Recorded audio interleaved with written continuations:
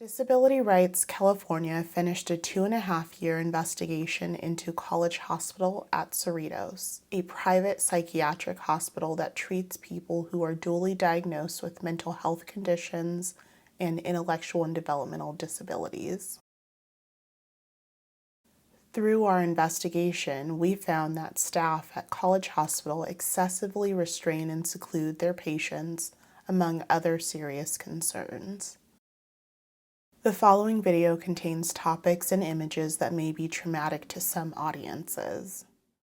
The front of DRC's Sacramento office. Disability Rights California is California's designated protection and advocacy system. The Protection and Advocacy Network is a nationwide network of organizations that we call PNAs for short, that serves people with disabilities. There is a PNA in every state and every U.S. territory, and there is one in the Four Corners area that serves Native populations. Liz Logsdon, managing attorney, she, her pronouns. One of the things that makes Disability Rights California and all of the PNAs unique is that we have statutory authority to access facilities where people with disabilities live, access their records when we need to investigate allegations of abuse and neglect, and when we uncover evidence of abuse or neglect, or if a person alleges that they're experiencing abuse or neglect, we'll also have access to all different kinds of records about that person's experiences, and also broader records about the facility or from entities that are responsible for providing oversight. There's a really, really broad spread of the kind of records that we would have access to. In addition to our access authority, there is also a law in California that says that certain types of facilities are required to tell us about certain types of things that happen.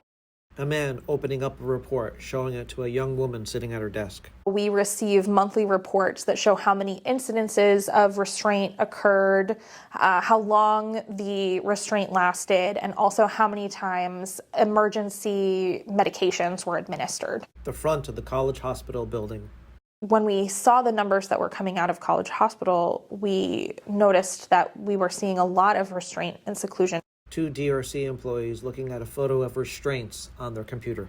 Not just in terms of the number of incidents of restraint, but also the duration of those restraints. Robert Reyes Villagomez, investigator, they, them pronouns. DRC's investigations unit analyzed data from the Department of Developmental Services, which tracks seclusion and restraint incidents. Robert looking up some information on a computer. When we pull apart College Hospital's data from the statewide averages, we found that College Hospital's average restraint duration is for 108 minutes. The statewide average, when you take out College Hospital's data set, is a little under 5 minutes. That was a red flag for us. Richard Diaz, senior attorney, he, him pronouns. We went on site, monitored the facility, interviewed patients, spoke with staff, and we also requested records to see what was happening, what was leading to the restraint and seclusion incidences,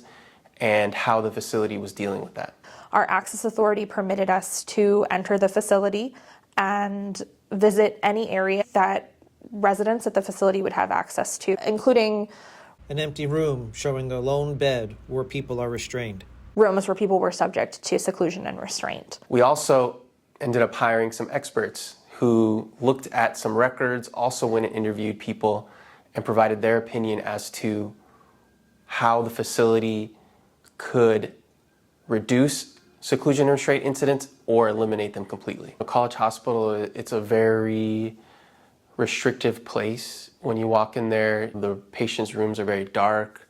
Not a lot of patients have personal items that they display. Vanessa Ramos, special advisor, she, her pronouns. When I asked about the way they moved, what did they do for fun, I remember them saying, like, we have a schedule on a wall that's filled with daily activities that we don't do. Those groups are there on paper, but those groups aren't really happening. And when I asked, oh, do you get outdoor space? And they pointed to what College Hospital Cerritos' version of outdoor space looked like the outdoor space of a solitary confinement unit in prison, which was just really shocking. Paula Sandoval, supervising investigator, she, her pronouns. There's one patient that shared with us that when one of the regional center vendors went to visit to identify if they would be a good fit for their home, the vendor asked, like, do you like to go on walks? Do you like to spend some time alone to calm down?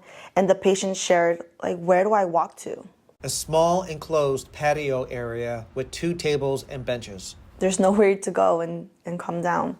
This shows how there's a lack of a therapeutic environment. When I spoke with the patients, I remember hearing them say that they wanted to go home. I remember some involuntary movement. Their question on Close-up of a man taking his medication. why are they giving me so much medication? I remember them saying the medication makes me sick. Yeah, we spoke with a lot of patients during our investigation. Many were very open to speaking with us about what was happening there. A lot of patients told us how they felt staff were just putting them in seclusion and restraint without really explaining to them why, or jumping to that conclusion quickly without having talked to them about de-escalation or how they could calm down, how they can do something different besides just being put in seclusion and restraint.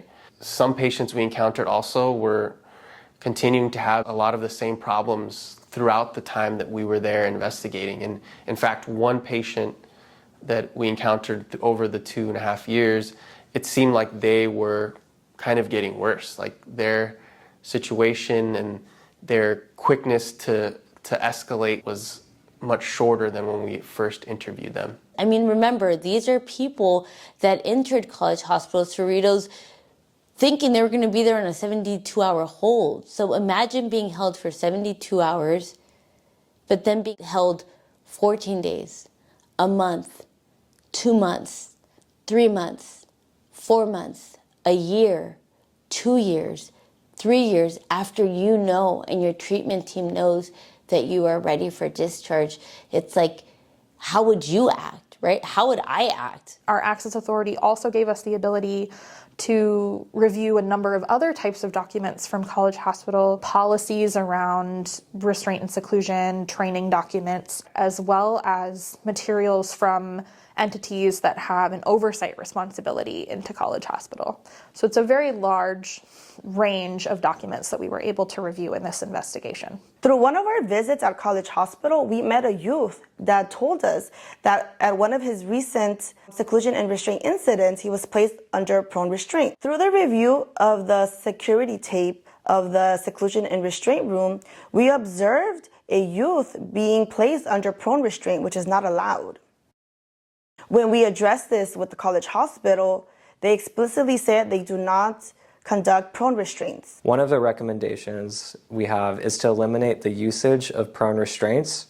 Prone restraints are a dangerous restraint that involves a person being pushed onto their stomach with one staff member or multiple people applying pressure to hold them in place. This is a dangerous restraint and has resulted in the death of people because it basically asphyxiates them if improperly performed. Prone restraints are already illegal in various states in various settings because they are dangerous to the health and safety of people. The second recommendation that Disability Rights California has for College Hospital in reducing their excessive restraint and seclusion usage is to establish a monitoring period from performing one highly restrictive intervention, say a chemical restraint, Close-up of a hypodermic needle.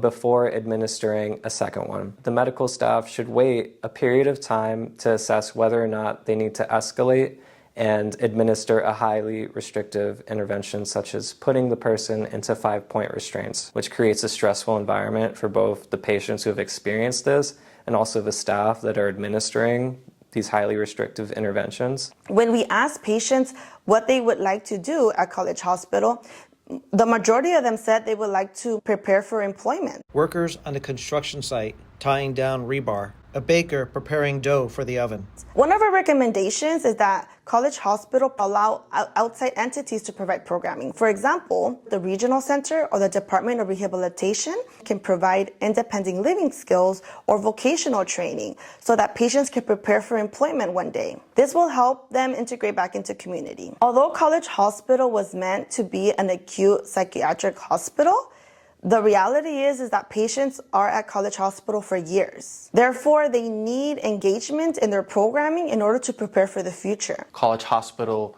can modify units or create new units where patients have more places to interact with other patients and or sensory type rooms where patients can relax and also practice the skills that they would need when they would be placed in the community. By implementing these recommendations, this is just going to push College Hospital to be at a baseline.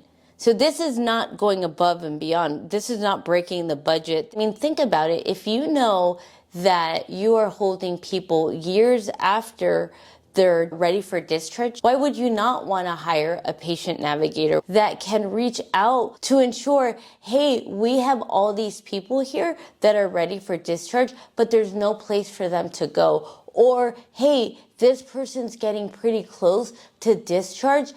We need to come up with a plan. These baseline recommendations are only the beginning of actually providing people with the care that not only that they deserve, but that we as taxpayers are paying for. Interviewing patients and also staff, it seems like both parties are, in their mind, doing the best that they can to achieve treatment goals and to be discharged as soon as possible. And yet there's the contradiction of College Hospital's excessive use of restraint and seclusion not meeting the medical needs of the patients that are there to seek treatment, to get better, and to leave the facility and continue on with their lives. It was just very impactful and has raised a lot of questions for me as to how to create change and work with both the hospital administrators, the staff, and the patients to have an environment where all parties are respected and able to achieve the goal of any hospital, which is to heal the people that are there. I hope that what people get out of reading the report is that the harms of institutionalization are not something that are long gone. Just really seeing the numbers, the total volume and the lengths of time that people were staying in seclusion and restraint, and then physically going to the facility and like seeing the room where this would happen, that was really impactful for me.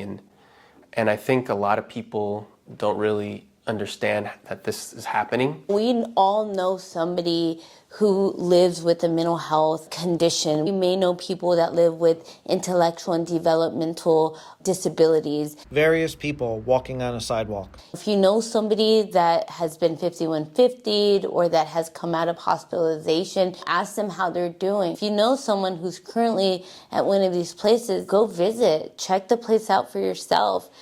Ask questions. I hope that as people review our report, they understand that there's people stuck at College Hospital for years, and we need to prioritize resources to integrate them back into the community. Most importantly, we want to thank the patients at College Hospital Cerritos, the clients there who have entrusted us with their experience, with their stories. Please know that what you shared with us didn't just go nowhere. An image of the DRC logo.